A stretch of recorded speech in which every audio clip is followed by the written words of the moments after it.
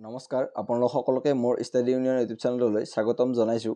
আজি মই আপোনালোকৰ সৈতে ভাৰতৰ ৰাজনীতিৰ কিছুমান গুৰুত্বপূৰ্ণ প্ৰশ্ন আলোচনা কৰিম আৰু এই প্ৰশ্নসমূহ একেবাৰে ইম্পৰ্টেণ্ট, পৰীক্ষাত আহি থকা দেখা যায়। গতিকে আপোনালোকে ভালদৰে ভিডিঅ'টো চাব শেষলৈকে, আৰু যদি ভিডিঅ'টো ভাল লাগে তেতিয়াহ'লে প্লিজ এটা লাইক কৰি দিব। এতিয়া আহক আমি প্ৰথম প্ৰশ্নটোলৈ আগবাঢ়োঁ।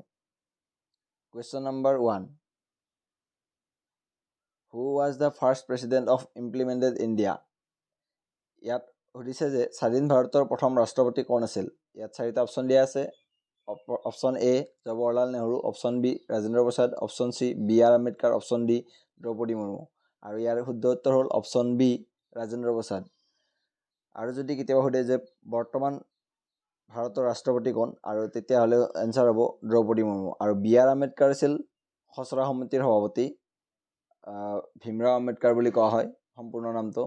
আৰু জৱাহৰলাল নেহৰু আছিল স্বাধীন ভাৰতৰ প্ৰথম প্ৰধানমন্ত্ৰী, এইটোও মনত ৰাখিব। ইয়াৰ বিষয়ে যে আমি অকণমান চাওঁ ৰাষ্ট্ৰপতিৰ বিষয়ে, যে ভাৰতৰ ৰাষ্ট্ৰপতিৰ কথা সংবিধানৰ অনুচ্ছেদ 52ত উল্লেখ আছে।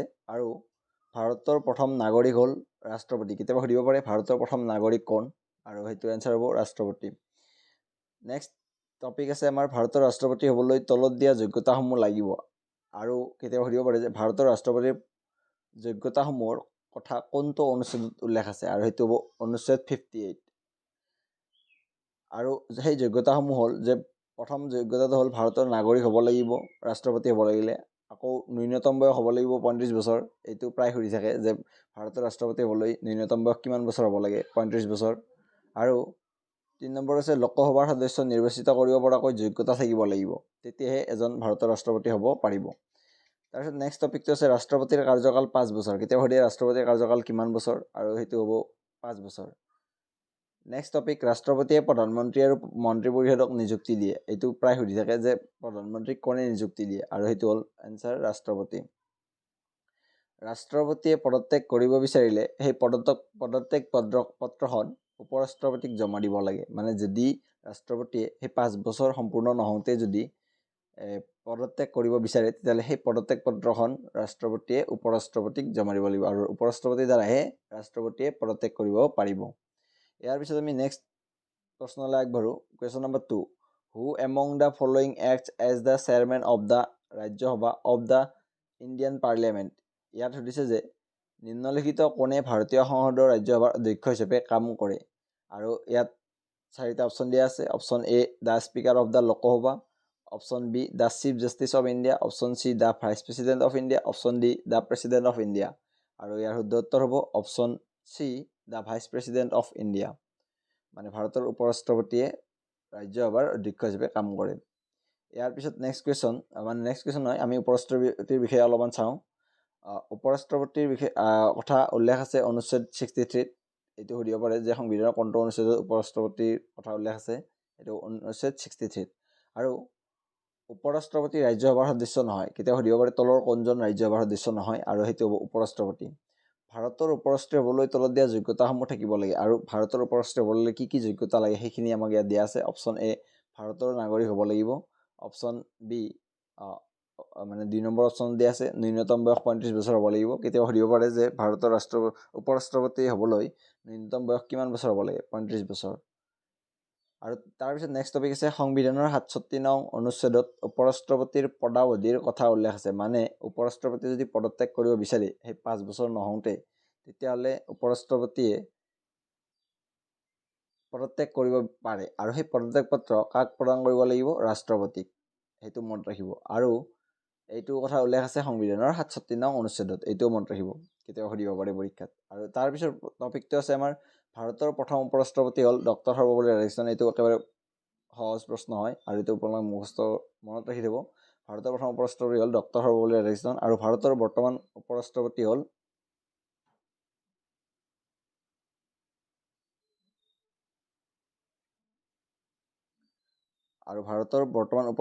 হ'ল জগদীপ ধনখৰ।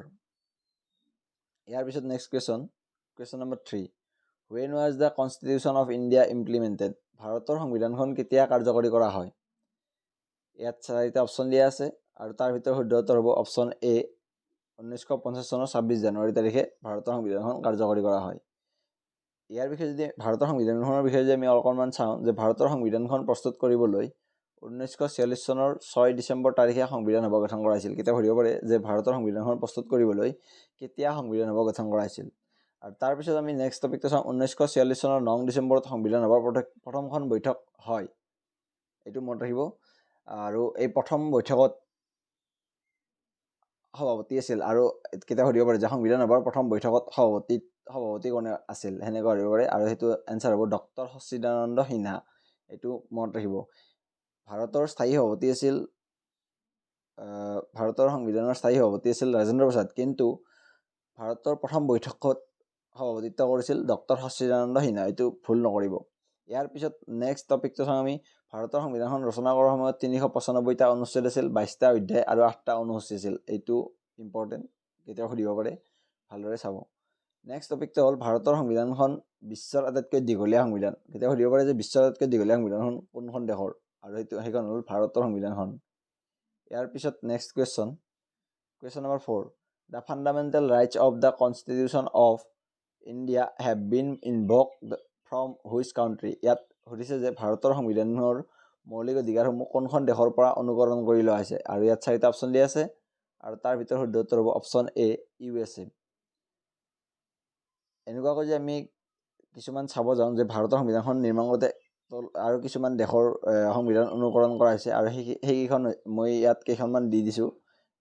1 নম্বৰতে দিছোঁ মই আমেৰিকাৰ পৰা ভাৰতৰ সংবিধানৰ প্ৰস্তাৱনাটো অনুকৰণ কৰি লোৱা হৈছে। আকৌ মৌলিক অধিকাৰ, নিৰ্বাচিত ৰাষ্ট্ৰপতি আৰু উপ ৰাষ্ট্ৰপতি পদটোৰ কথাও আমেৰিকাৰ সংবিধানৰ পৰাই অনুকৰণ কৰা হৈছে। আকৌ আমাৰ ভাৰতৰ যিটো যুক্তৰাষ্ট্ৰ পদ্ধতি, সেই যুক্তৰাষ্ট্ৰ পদ্ধতিটো আকৌ কানাডাৰ পৰা অনুসৰণ কৰি লোৱা হৈছে। আকৌ ভাৰতৰ যিটো একক নাগৰিকত্ব ব্যৱস্থা, সেইটো ব্ৰিটেইনৰ পৰা অনুকৰণ কৰা হৈছে। আকৌ ভাৰতৰ যিটো মৌলিক কৰ্তব্যসমূহ ৰুছ দেশৰ পৰা অনুকৰণ কৰি লোৱা হৈছে। ইয়াৰ উপৰিও আমি আৰু এটা টপিক চাব লাগিব যে সেইটো হৈছে ভাৰতৰ সংবিধানত সমাজবাদী, ধৰ্মনিৰপেক্ষ আৰু ঐক্য, এই 3টা শব্দ সংবিধানৰ 42তম সংশোধনী আইনৰ দ্বাৰা 1976 চনৰ 18 ডিচেম্বৰ তাৰিখে প্ৰস্তাৱনাত সংলগ্ন কৰা হয়। এইটো প্ৰায় আহি থাকে পৰীক্ষাত, গতিকে এইটো আপোনালোকে ভালদৰে চাব। এইটো এইটো খুব ইম্পৰ্টেণ্ট টপিক। ইয়াৰ পিছত আমি নেক্সট প্ৰশ্নলৈ আগবাঢ়োঁ, অৰ্থাৎ লাষ্ট প্ৰশ্ন এইটো, question number 5, in how many articles of the constitution does the president mention the appointment of the prime minister. ইয়াত কৈছে যে সংবিধানৰ কিমানতম অনুচ্ছেদত ৰাষ্ট্ৰপতিয়ে প্ৰধানমন্ত্ৰীক নিযুক্তি দিয়াৰ কথা উল্লেখ আছে। Option A article 72, option B article 75, option C দিয়া আছে আমাক আৰ্টিকল 63, আৰু অপশ্যন ডি আৰ্টিকল 74, আৰু ইয়াৰ শুদ্ধ উত্তৰ হ'ব অপশ্যন বি আৰ্টিকল 75। আমি যদি প্ৰধানমন্ত্ৰীৰ বিষয়ে অকণমান চাওঁ যে প্ৰধানমন্ত্ৰীৰ কথা উল্লেখ আছে আৰ্টিকল 74ত, অনুচ্ছেদ 74ত প্ৰধানমন্ত্ৰীৰ কথা আছে। আৰু ভাৰতৰ প্ৰধানমন্ত্ৰী হ'বলৈ ন্যূনতম বয়স 25 বছৰ হ'ব লাগে, এইটো কেতিয়া সুধিব পাৰে। ইয়াৰ উপৰিও প্ৰধানমন্ত্ৰীৰ কাৰ্যকাল 5 বছৰ।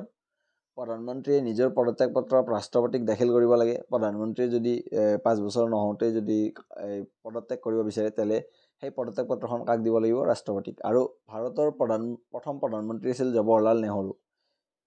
তাৰ উপৰিও এইটোও মনত ৰখা উচিত যে বৰ্তমান প্ৰধানমন্ত্ৰী হ'ল নৰেন্দ্ৰ মোদী, এইটো সকলোৱে জানে। আৰু এটা কথা আপোনালোকে ভালদৰে মনত ৰাখিব লাগিব, সেইটো হ'ল প্ৰথম মহিলা প্ৰধানমন্ত্ৰী, এইটো সোধা দেখা যায় প্ৰায়। আৰু প্ৰথম মহিলা প্ৰধানমন্ত্ৰী হ'ল ইন্দিৰা গান্ধী, এইটো মনত ৰাখিব। আজিলৈ এইখিনি আছিল। যদিহে ভিডিঅ'টো চাই ভাল পাইছে, প্লিজ লাইক কৰিব, কমেণ্ট কৰি জনাব, আৰু যদিহে মোৰ চেনেলটোলৈ নতুনকৈ আহিছে তেতিয়াহ'লে প্লিজ ছাবস্ক্ৰাইব কৰি দিব। ধন্যবাদ। জয় আই অসম।